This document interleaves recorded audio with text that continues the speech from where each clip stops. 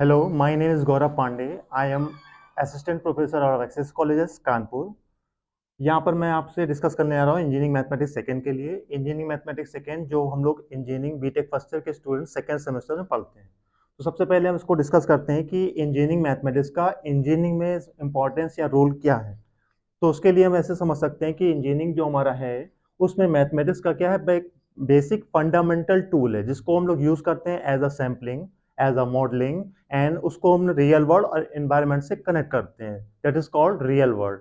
तो यहाँ पर क्या हमारे पास कई सारी ब्रांचें हैं, सारी ब्रांचों में क्या है हमारे पास मैथमेटिक्स कंपलसरी है। तो उस मैथमेटिक्स को क्या करना है कि जो हम लोग अभी तक पढ़कर आए उस मैथमेटिक्स को यहाँ पर हमें क्या करना है, उसका एप्लीकेशन को यूज करना है। ये सेवरल एप्लीकेशन क्या हो सकते हैं हमारे पास, जैसे हम लोग किसी को मॉडलिंग करते हैं या सैम्पलिंग करते हैं, या इसी की अगर हम बात करें इसी इलेक्ट्रिकल की ब्रांच के लिए तो उस ब्रांच में क्या हमें सर्किट डायग्राम को सॉल्व करना है, डिफरेंशियल इक्वेशंस को सॉल्व करना है with the help of mathematics. So mathematics is a essential or basic fundamental tool of engineering for engineers.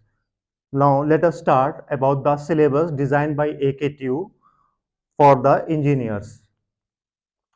Firstly, we discuss about the topic that is unit number 1, ordinary and differential equation. तो firstly हम उसको discuss करते हैं कि differential equation। तो differential equation के लिए हम लोग उसको ऐसे define कर सकते हैं, जैसे हमारे पास कोई भी एक इक्वेशन है D, just a minute, d2y over dx2 and plus p of dy by dx and plus q of y is equal to r. This is called differential equation, that is ordinary differential equation. In equation the equation consisting only one independent variable, that is it is called ordinary differential equation. अब हम इसकी बात करते हैं कि जो हमारे unit में हमें पढ़ना क्या है। तो उस पढ़ने के यूनिट में सबसे पहले हम इसका ऑर्डर और डिग्री को डिफाइन करते हैं, जैसे हमने इसको नेक्स्ट स्लाइड में दिखाया गया है ऑर्डर एंड डिग्री को। Just a moment. तो ये ऑर्डर एंड डिग्री है। तो ऑर्डर और डिग्री को डिफाइन करने के लिए जो हमारे पास डिफरेंशियल इक्वेशन है उस डिफरेंशियल इक्वेशन को हम कंसीडर करते हैं। उस इक्वेशन में हमें कंसीडर करना होता है जो हाईएस्ट डेरिवेटिव एग्जिस्ट कर रहा है। हाईएस्ट डेरिवेटिव जैसे हमारे पास इक्वेशन है d3y over dx3 minus 3 times of -3 d2y over dx2 plus dy by dx minus 2y equals to 3। तो पूरी इस इक्वेशन में सबसे पहले हमें ये चेक करना है कि ऑर्डिनरी डिफरेंशियल इक्वेशन है। तो यहाँ पे इंडिपेंडेंट वेरिएबल हमारा क्या है, केवल x है। That is why it is called ordinary differential equation. अब हम चेक करते हैं इस पूरी इक्वेशन में सबसे ज्यादा टाइम कौन सा टर्म डिफरेंशिएबल हुआ है। तो हमें यहाँ पे दिखाई पड़ रहा है कि ये थर्ड टाइम डिफरेंशिएट हुआ है। तो जो ये थर्ड टाइम डिफरेंशिएट हुआ यही कहलाता है इसका ऑर्डर। एंड सिमिलरली अगर इस पार्ट को हम स्किप करते हैं थोड़ी देर के लिए तो सेकेंड टर्म हमारा बन गया ये equation, therefore d2y over dx, तो इसका ऑर्डर हो जाएगा सेकेंड। अब इस केस में हमें चाहिए होगा, ऑर्डर हमने एग्जिस्ट कर लिया, ऑर्डर हमने फाइंड कर लिया, अब हमें सेकेंडरी रिक्वायरमेंट होता है इसकी डिग्री क्या होगी। तो डिग्री के लिए फिर वही स्टेप होता है कि जो हमारा ग्रेटेस्ट टर्म उस पूरी इक्वेशन में एग्जिस्ट कर रहा है उस डिफरेंशियल इक्वेशन में उसकी पावर को कंसीडर करते हैं। तो जो भी इसकी पावर होगी वो उसकी क्या कहलाएगी, डिग्री। दैट इज वाई अब जो एक्सप्रेशन हमें यहाँ पे गिवन था उस एक्सप्रेशन के अकॉर्डिंग हमारे पास जो इक्वेशन है उस इक्वेशन की ऑर्डर हो गई 3 एंड डिग्री हो गई 1। तो ये हमारी डिफरेंशियल इक्वेशन है। इस डिफरेंशियल इक्वेशन का यूज हम पूरे इंजीनियरिंग में करते हैं सारी ब्रांचों में। जैसे हमें सॉल्व करना है डैम्प्ड ऑसिलेटिंग फोर्सेस, किसी सर्किट डायग्राम को, या किसी भी डिफरेंशियल इक्वेशन को सॉल्व करना है simultaneous and linear as well also. तो हमारी जो यूनिट 1 है उस यूनिट 1 के अकॉर्डिंग हमें पढ़ना है इसमें यहाँ पे linear differential equation of nth order. nth order in the sense कि जो हमारे पास जिस ऑर्डर की, सेकंड ऑर्डर की, थर्ड ऑर्डर की, फोर्थ ऑर्डर की, and so on. And second one is simultaneous linear equation, जब हमारे पास मोर देन वन इक्वेशंस आ जाएं उसको सिंपलीफाई करने के लिए यूज करते हैं simultaneous differential equations. And third one is second order linear differential equation with variable coefficient. It means जो, let us consider d2y over dx2 and plus p of dy by dx and plus q of y equal to r. This is called second order differential equation and p, q, r are the variables और constant. तो हम लोग जो discuss कर रहे हैं उस discussion के अकॉर्डिंग क्या है, हमारे पास पी क्यू आर की अलग अलग कंडीशन होगी, उन कंडीशन के अकॉर्डिंग हम उस डिफरेंशियल इक्वेशन को सॉल्व करते हैं। अगर ये हमारे कांस्टेंट कोफिशिएंट हो जाएंगे तो उस केस में हमें सॉल्व करना है तो फाइनली जो इसका कंप्लीट सोल्यूशन होगा वो हो जाएगा y is equal to C F N plus P I, where CF stand for complementary function and PI stand for particular integral. CF is based upon the term P and Q. अगर हमारे पास P and Q की condition बदलती जाएगी, जैसे हमारे पास दो case होंगे, पहला होगा कांस्टेंट, दूसरा होगा वेरिएबल, तो उस केस में हमारे CF के कई सारे केसेस होंगे जिसमें हम उसका कॉम्प्लीमेंट्री फंक्शन फाइंड करते हैं with the help of formula. And similarly for PI, pi क्या होगा, जो हमारा ये आर का पार्ट गिवन होगा इस आर की कंडीशन, क्योंकि आर क्या होगा, कभी कभी ये एक्सपोनेंशियल के फॉर्मेट में कन्वर्ट हो जाएगा, that is a power A x, and कभी कभी ये ट्रिग्नोमेट्रिकल में कन्वर्ट हो जाएगा, that is sine of x, and next one is algebraic, that is x square plus का 2x and plus 3 and so on. And next one is term कि जब हमारे पास ये टर्म कैसे आ जाए, प्रोडक्ट में आ जाए, तो हमारे पास एक्सपोनेंशियल के साथ ट्रिग्नोमेट्रिक आ जाए या एक्सपोनेंशियल के साथ एल्जेब्रिक आ जाए, तो उसको सॉल्व करने के जो कुछ रूल्स एंड रेगुलेशन होंगे वो हमें सॉल्व करना होता है with the help of PI. किसी भी डिफरेंशियल इक्वेशन का कंप्लीट सोल्यूशन होगा y बराबर C F plus P I, Y stand for जो हमारा डिपेंडेंट वेरिएबल है, और जो सी एफ और पी आई होंगे वो इन टर्म्स ऑफ x लिखे जाते हैं, क्योंकि हमारा इंडिपेंडेंट वेरिएबल यहाँ पर x है। तो ये हमारा फॉर्मेट होता है किसी भी डिफरेंशियल इक्वेशन को सॉल्व करने के लिए।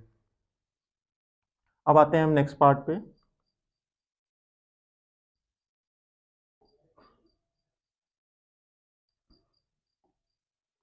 फिर हमारा नेक्स्ट पार्ट होता है कि जो हमारे कॉची-यूलर इक्वेशंस हैं and many more, dependent variable, independent variable and so on. तो यहाँ पे हमारे जो फॉर्मेशन है, solution by changing independent variable and variation of parameter.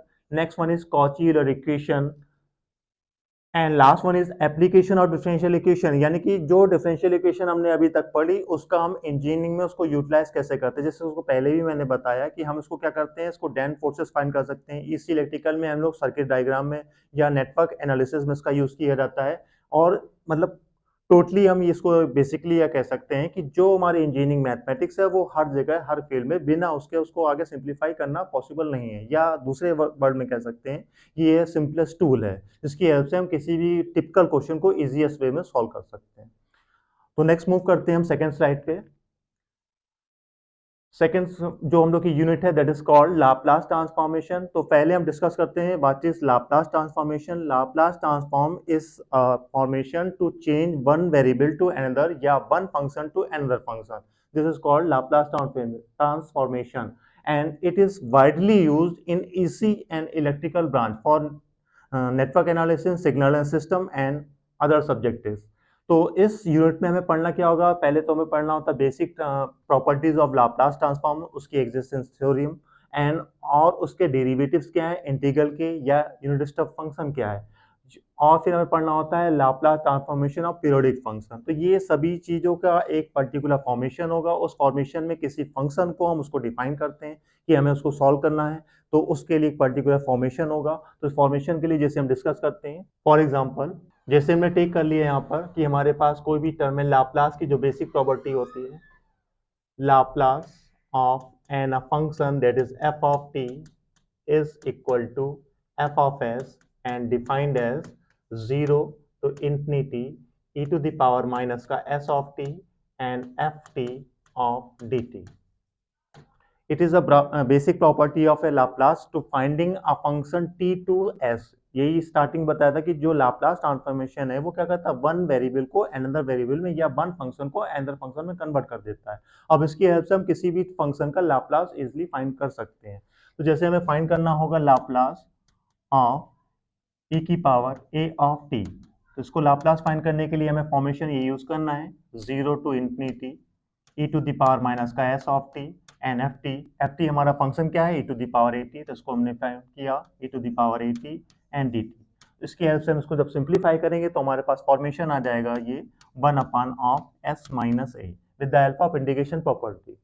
तो इस तरह से हम किसी भी फंक्शन का लाप्लास फाइंड कर सकते हैं। एंड फर्दर जब हमें किसी का इंटीग्रेशन चाहिए होगा, तो जैसे हमें फाइंड करना है Laplace of sine t over t, इस फॉर्मेट को सॉल्व करने के लिए तो हमें क्या करना है, sine t that is numerator part को टेक करना है, उसको इंटीग्रेट उसका लाप्लास फाइंड करना है, and then further 1/t property होती है कि उसको फंक्शन को इंटीग्रेट करना है। तो इस फॉर्मेट को हम लोग इसको ऐसे लिख सकते हैं, taking first part that is Laplace of sine t is equal to, इसका फॉर्मेट होता है a upon A stand for 1, that is multiple of t, and s square and plus 1. This formula can be derived also from the basic formation of this.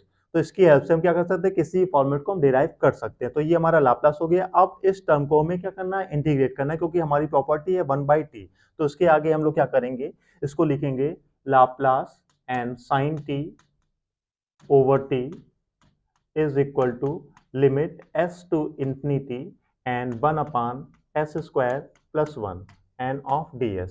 अब इसको जब integrate करेंगे तो ये formation आएगा tan inverse of s and limit s to infinity.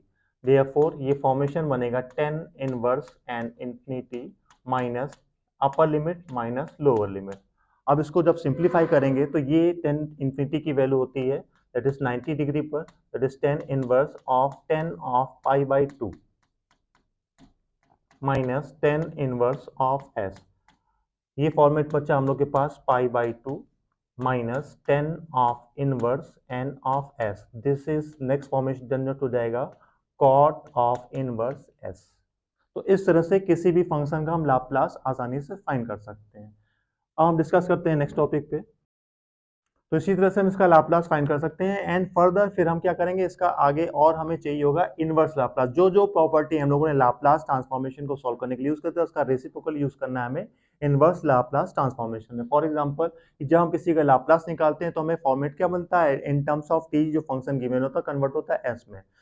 Just vice versa जब हम किसी फंक्शन का इनवर्स लाप्लास निकालेंगे तो फंक्शन हमारा होगा एस में, उसको कन्वर्ट करके लाना होगा टी के. यानी कि दोनों ही केस में क्या करा, हमने फंक्शन को वन फंक्शन को अनदर फंक्शन में चेंज किया. और उसके जो नेक्स्ट फॉर्मेशन होंगे यहाँ पे भी हम क्या कर सकते हैं, एप्लीकेशन ऑफ लाप्लास ट्रांसफॉर्मेशन में, कि हम डिफरेंशियल इक्वेशन को सॉल्व कर सकते हैं विद कोई भी जो डिफरेंशियल इक्वेशन नॉर्मल हो या साइमल्टेनियस इक्वेशन बोथ को. हम डिस्कस करते हैं यूनिट नंबर 3 के लिए. यूनिट नंबर 3 का नाम है सीक्वेंस एंड सीरीज. यहाँ पर क्या करना है, हमें किसी भी फंक्शन के जो हमारे पास टर्म है, जैसे एग्जांपल हम यहाँ पर कंसीडर करके चलते हैं कि जो हमारे पास सीरीज है वो हमारे पास कोई भी एक फाइनाइट सीरीज है, that is 1 + 2 + 3 n + 4 + 5 and so on. ये हमने एक सीरीज को consider, that is positive finite series. अब हमें यहाँ पे ये चेक करना होता है कि हमारा ये सीरीज या इस टाइप की और भी रिलेटेड सीरीज जो भी हैं वो हमारी कन्वर्जेंट होगी या डाइवर्जेंट होगी. तो यहाँ पे कई सारे केसेस होते हैं या कई फॉर्मेशन होते हैं जिसमें हम इसको सिंप्लीफाई करते हैं. तो जैसे for example test of convergence of series, ratio test, D'Alembert test, Raabe's test and Leibniz test and many more. तो उस टेस्ट के अकॉर्डिंग हमें ये डिफाइन करना होता है कि फंक्शन हमारा जो भी सीरीज हमें गिवन है फाइनाइट सीरीज, वो हमारी कैसी कन्वर्जेंट होगी, डाइवर्जेंट होगी या टेस्ट फेल होगा. तो उस केस में कई केसेस में क्या होता है, लेस देन पे, कुछ पे ग्रेटर पे और इक्वल पे. इक्वल पे जब हमारे पास फंक्शन की वैल्यू 1 आती है उस केस में क्या होता है, हमारा टेस्ट फेल हो जाता है. लेस और ग्रेटर के केस क्या है, कुछ टर्म में यानी कुछ फॉर्मेशन में अलग अलग रहते हैं, तो इसको डिफाइन करना फॉर्मेशन के अकॉर्डिंग होगा, एक साथ उसको नहीं कर सकते. लेकिन जब भी फंक्शन हमारा एग्जैक्ट 1 आ जाता है तो उस केस में क्या होगा, टेस्ट फेल की कंडीशन जनरेट हो जाती है. तो टेस्ट फेल के कंडीशन में क्या करते हैं, हम नेक्स्ट मेथड में मूव ऑन करते हैं ताकि उस फंक्शन या उस सीरीज को हम सिंप्लीफाई कर सकें. तो ये पूरा प्रोसेस होगा हमारा सीरीज को सॉल्व करने के लिए. एंड सेकेंड वन आता है हमारा Fourier series. Fourier series also widely used in circuit analysis. तो उसको क्या करते हैं कि जब हमारे पास कोई भी इनपुट या आउटपुट, उसको सिंप्लीफाई करने के लिए हम लोग क्या करते हैं, फोरियर सीरीज को यूज करते हैं. फोरियर सीरीज का जो बेसिक फॉर्मेशन होता है वो हम यहाँ पे डिफाइन करते हैं a0/2 plus summation n a n cos n x and plus b n of this.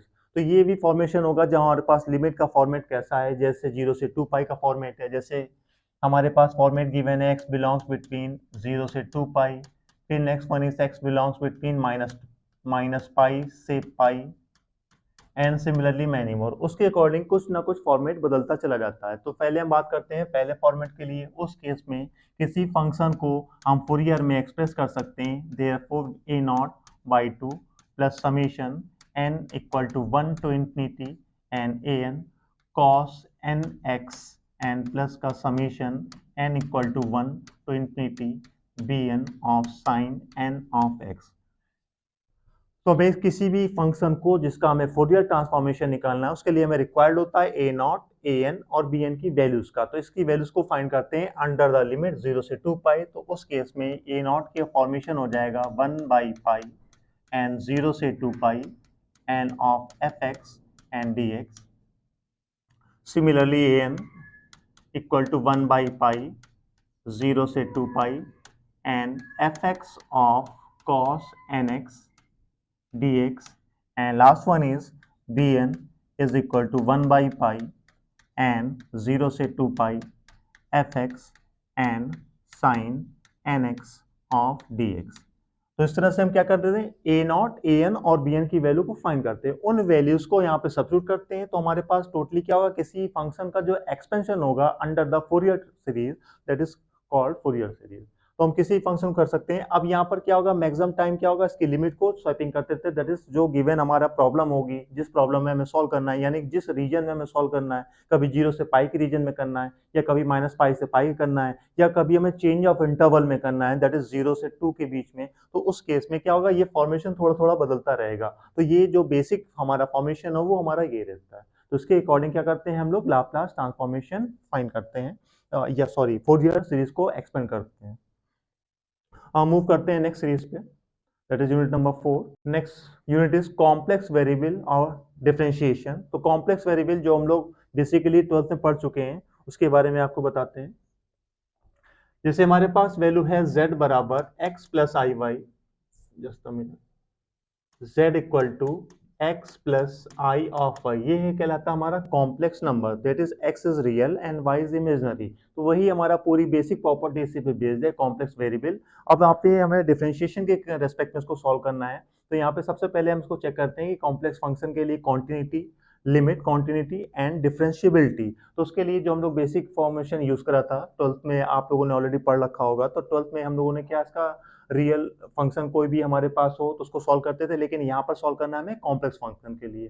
फिर सेकंड आता है एनालिटिकल फंक्शन।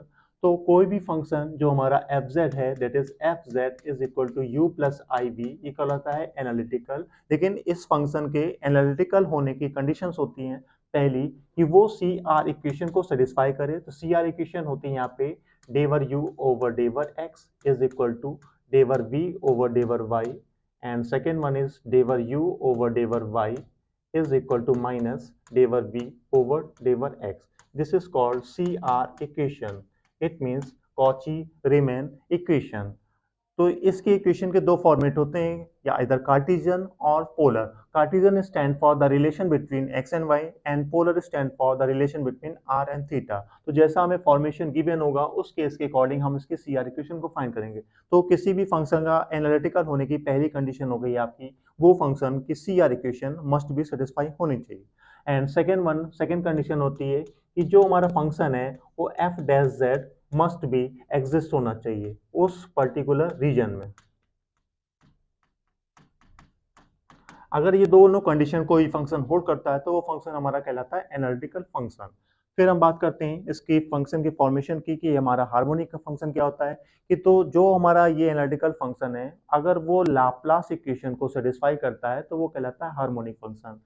मीन्स जैसे आपने अपने एज्यूम किया है एफ जेड बराबर u plus i b, it means u and v are the function of x and y, therefore u and v must be satisfy the Laplace equation, that is डेवर two u over डेवर x two and plus डेवर two u over डेवर y two is equal to 0, and similarly डेवर two v over डेवर x two and plus का डेवर two v over डेवर y two is equal to 0, then u and v are called the harmonic function. फिर उसके बाद हम लोग बात करते हैं किसी भी एनालिटिकल फंक्शन मिलनी थॉमसन मेथड के लिए। एग्जांपल, जैसे हमारे पास u या v केवल एक गिवन है, जैसे हमने लिखा है एफ जेड बराबर यू प्लस आई वी, तो हम किसी फंक्शन को डिफाइन तभी कर सकते हैं जब हमारे पास रियल और इमेजरी दोनों हो। लेकिन इन केस अगर हमारे पास केवल रियल हो या केवल इमेजरी हो और हमें फाइंड करना हो इस फंक्शन को, तो उस केस में हम लोग यूज करते हैं मिलनी थॉमसन मेथड के लिए। तो इसके भी दो केस होंगे, आइदर रियल के लिए और इमेजिनरी के लिए। तो फर्स्ट केस मानते हैं जब रियल पार्ट गिवन होगा, उस केस में फंक्शन जो डिफाइन करते हैं close curve of c, that is phi 1 and z comma 0 minus I times of phi 2 and z comma 0 and of dz। तो इस केस की हेल्प लेकर क्या कर सकते हैं, फंक्शन निकाल सकते हैं where phi 1 and phi 2, phi 1 x comma y is equal to होता है डेवर u अपॉन डेवर x, and similarly phi 2 of x comma y डेवर u अपॉन डेवर y। तो इस केस में हमने क्या u की हेल्प लेकर केवल और केवल फंक्शन फाइंड कर लिया। अब हमें करना है कि हमें रिक्वायर्ड है phi 1 z कॉमा 0। तो हम क्या करते हैं, x को रिप्लेस करते हैं z से और y को रिप्लेस करते हैं 0 से। उसके बाद इस वैल्यू को सब्स्टिट्यूट करते हैं तो हमें यहाँ से क्या मिलता है, एक एनालिटिकल फंक्शन मिल जाता है इन टर्म्स ऑफ z। फिर फर्दर उसके बाद हमें पढ़ना होता है कन्फॉर्मल मैपिंग। कन्फॉर्मल मैपिंग के लिए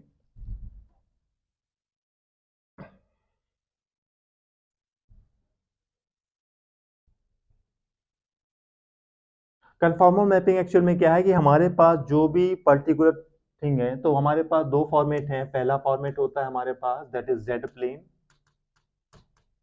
एंड सेकेंड वन फॉर्मेट करते हैं दैट इज डब्ल्यू प्लेन।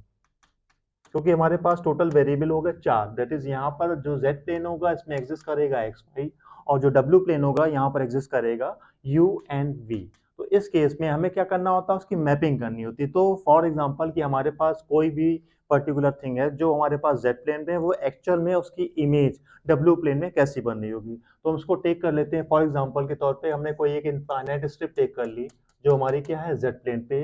हमें इसको सॉल्व करना होता है कि वो इनफाइनाइट स्ट्रिप की इमेज डब्ल्यू प्लेन में कैसी बन रही है। तो हम लोग इसको generally with the help of formation, ये क्या होगा, सर्किल का फॉर्मेशन क्रिएट कर रहा होगा। तो ये हम क्या करेंगे, फॉर्मूले की हेल्प से इसको सॉल्व करेंगे। तो यही चीज हमें डिफाइन करनी होती है या फाइंड करनी होती है कि जो भी हमारे जेड प्लेन में एग्जिस्ट कर रहा है वो एक्चुअल में डब्ल्यू प्लेन में कैसा दिखेगा, तो या कैसा वो एग्जिस्ट कर रहा होगा। तो इसी चीज को सॉल्व करने के लिए यूज करते हैं कन्फॉर्मल मैपिंग। फिर आता है मोबियस ट्रांसफॉर्मेशन। मोबियस ट्रांसफॉर्मेशन क्या होगा कि जब हमारे पास कोई भी क्रॉस रेशियो है तो हम क्या करते हैं, एक पर्टिकुलर ट्रांसफॉर्मेशन को दूसरे में चेंज करते हैं। जैसे W is equal to 1/z, कोई एक पर्टिकुलर ट्रांसफॉर्मेशन हमने एज्यूम कर लिया, where W is also equal to fz and equal to u plus iv and z equal to 1 upon x plus i y, z equal to x plus i y. तो इस formation के according हमें क्या होगा, real और imaginary की value in terms of other variable find कर सकते हैं। तो यही फॉर्मेशन होता है हमारा मोबियस ट्रांसफॉर्मेशन। अब इसको सॉल्व करते हैं with the help of cross ratio. अब ये 2 पॉइंट हो सकते हैं, 3 हो सकते हैं, 4 हो सकते हैं। तो ये पूरा प्रोसेस होगा और उसके बिहाफ पर हम किसी उस फंक्शन के क्या नेचर भी बता सकते हैं कि वो एलिप्टिकल होगा, लॉक्सोड्रोमिक होगा, पैराबोलिक होगा, हाइपरबोलिक होगा एंड सो ऑन। तो ये पूरा फॉर्मेशन था हमारा कॉम्प्लेक्स वेरिएबल डिफरेंशिएशन के लिए। अब इसी तरह से हम बात करते हैं यूनिट नंबर 5 के लिए। यूनिट नंबर 5 भी हमारा सेम है लेकिन कॉम्प्लेक्स वेरिएबल, लेकिन वहां पर क्या है, इंटीग्रेशन के लिए। अब आते हैं यूनिट नंबर 5 में। ये भी हमारी क्या है, कॉम्प्लेक्स वेरिएबल, लेकिन ये क्या है, इंटीग्रेशन के लिए। तो इंटीग्रेशन के रेस्पेक्ट में हमें पढ़ना पड़ेगा सबसे पहले कॉम्प्लेक्स इंटीग्रेशन। तो कॉम्प्लेक्स इंटीग्रेशन हमारा कैसा है, लाइन इंटीग्रेशन है, सरफेस है, या कैसा है।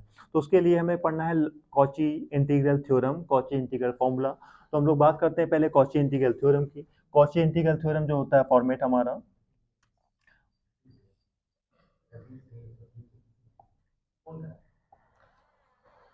Close curve of c and f z dz is equal to 0।